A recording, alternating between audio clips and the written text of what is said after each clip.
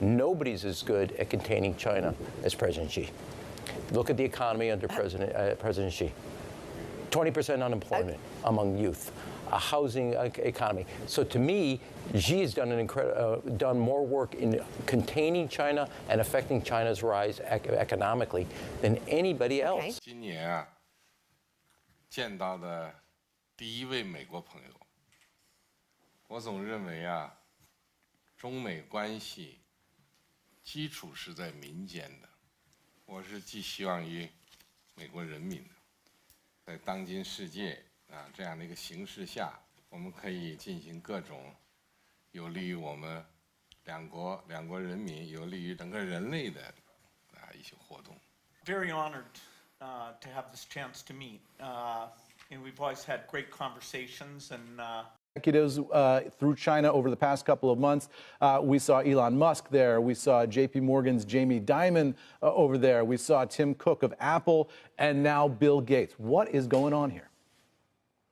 On a micro level, I think that Xi Jinping wants to meet with Bill Gates because Bill Gates has, Microsoft, not Bill Gates, but over the last year and a half has been reshoring a lot of their capacity out of China. So I think he's saying to Bill Gates, although I know you're running the Gates Foundation, why don't you talk to your folks back at Microsoft and tell them what a great place China is to do business? The other thing is that Xi Jinping has been cracking down really hard, Eamon, on companies, not just Chinese companies, but foreign companies doing business there. And at this point, with their economy, as you said a minute ago, going south, or at least not doing as well as they want, I think this is a let's open up and be friends.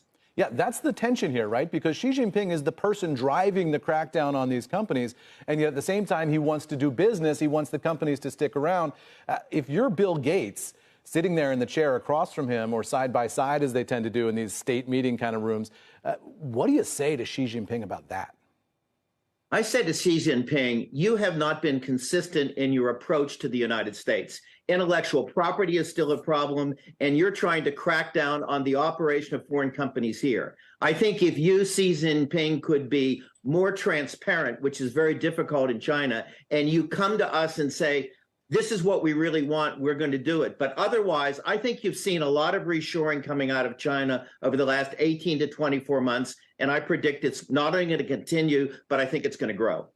Dennis, we spoke with a senator yesterday who was concerned that we're basically not going to release the FBI's report about the spy balloon because of Chinese pressure. You couple that with these reports about whether they're putting a spy base in Cuba and the desire to press forward with this trip by Antony Blinken, as I understand it. Talk to us about what you think the significance of that trip is and if the choice is a worthy one. Kelly, that's a great question. My concern about China is that they're building up their military in a significant way across the world.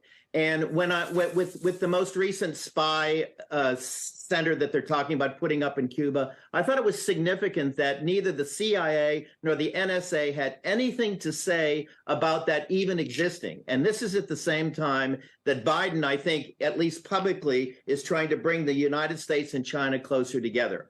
And so my concern in the long run is that I think U.S.-Chinese relations, because of these external factors, are going to make trade slow. You know, the Chinese have been putting a lot of pressure on Cuba for years, though, Dennis, right? I mean, I was in Havana back in 2015, so years ago. All the buildings in Cuba are crumbling. They haven't had any maintenance in 50 years. And you look down the Malecón and see all the different buildings that are crumbling. And then you see these skyscrapers that are gorgeous. And I asked my guide, what are those? And he said, well, those are the Chinese buildings. Right? So that's years ago. They've been putting a ton of money into Cuba. And you wonder, what kind of impact does that have on U.S.-Cuba relations? Is there an incentive here for the U.S. to pump some money in there and open up trade again with that island? Eamon, if Blinken called me, which he won't, I would say it's time for the United States to totally change its view toward Cuba. I think we should open up our relations. Flurry of meetings to discuss that. I'm joined now by China analyst Fraser Howey. Fraser, it's good to see you. Now, Bill Gates has got a really warm welcome in Beijing. Xi called him an old friend. How would you interpret that? Well, of course, I would hate to be called an old friend by Xi Jinping. I have to say, if the Communist Party calls you a friend or an old friend, I always think that's a bit of a curse rather than a blessing. So, but Bill Gates is, for decades was the world's richest man. He's been one of the most successful US businessmen ever. So he gets a warm welcome wherever he goes. But all these meetings are part of, to some extent, a theater or a pantomime of China trying to show that it's open for business again, that it isn't trying to isolate the world. And of course, US business has been one of the biggest promoters of China over the decades. The whole reform and opening era, US business has poured billions into China, has made billions in China, and has driven all that, much of that economic growth. And China wants to show, look, we're back for business. But the reality is much more complicated than that. These visits, though, have been very low-key, and we don't really know what was discussed during them. Why the silence? Okay, well, first of all, I think, many of these visits, I think, are pretty pro forma. Bill Gates now, he doesn't run Microsoft. He isn't even that big a shareholder. He's ultimately, he's not a private citizen, of course, but he's interested in philanthropy, global health issues and things like that. That's what he wants to work with the Chinese.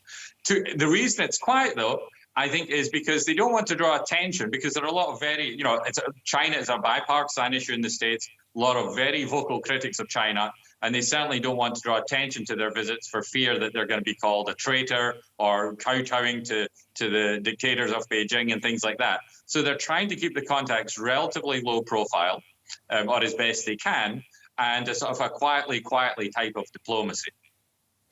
All right. These visits come at a time when the Chinese economy really looks like it's slowing down. How seriously should we take those concerns? It's very serious. The Chinese economy is most certainly slowing down. There was lots of commentary about there's going to be a big uptick post their opening after COVID. That didn't really come. It certainly didn't come in the consumer space. That people, although they had saved money through COVID, the economy is very difficult now. Unemployment is high. Property is very depressed. And so this is not consumption-led growth at all. And of course, what we also saw during COVID is this tipping point of population, that China's population is now shrinking, that the working age population is falling fast, and the Chinese are having no children. So the story of China forever growing, miracle economy, the world's biggest population, all those shoes are very much falling. All right, Fraser Howey, thank you very much. Thank you. So from what we can see here, obviously it's apparent that everyone knows that Xi Jinping is now and has been cracking down on the economy and changing the rules and bothering businesses and changing the laws and has no real regulatory value. And he continues with his programs and his crackdowns, and now obviously the end effect of that is that there's no growth, and that I guess that Bill Gates visits Xi Jinping and he's trying to make it look like, oh, it's open for business, but at the same time it's clearly not open for business, because no businesses are doing very well over there, because the second they do something, he passes another law that bans them, he arrests another CEO on trumped-up charges. And even Rahm Emanuel said that Xi Jinping has destroyed China's economy. Every single person says the exact same thing. Stanley Druckenmiller, Rahm, every single person who studies this says, hey, they're destroying their own industry.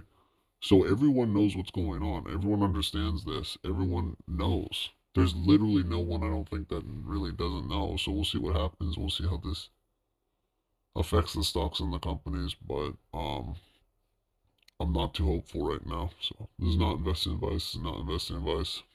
But as I said in all the other videos, I'm going to continue to hold my equities and hold them just because the value is greater there. But we'll see if it's the right move. I mean, I have no idea if it's the right move or it's the wrong move, because it seems like Xi Jinping really doesn't care about the economy anymore. And years have gone by and nothing's gone better, and he doesn't seem to care at all. I mean, looking at with how he talked with Bill Gates, he didn't seem to have a problem with what he was doing at all. He literally didn't seem to care at all. It's really kind of shocking that someone says, oh, I care about the economy, and then he says, I don't care. Or he seems to say, I don't care. Well, we'll see what happens. Hopefully it gets better, but right now I have no optimism that the situation will improve.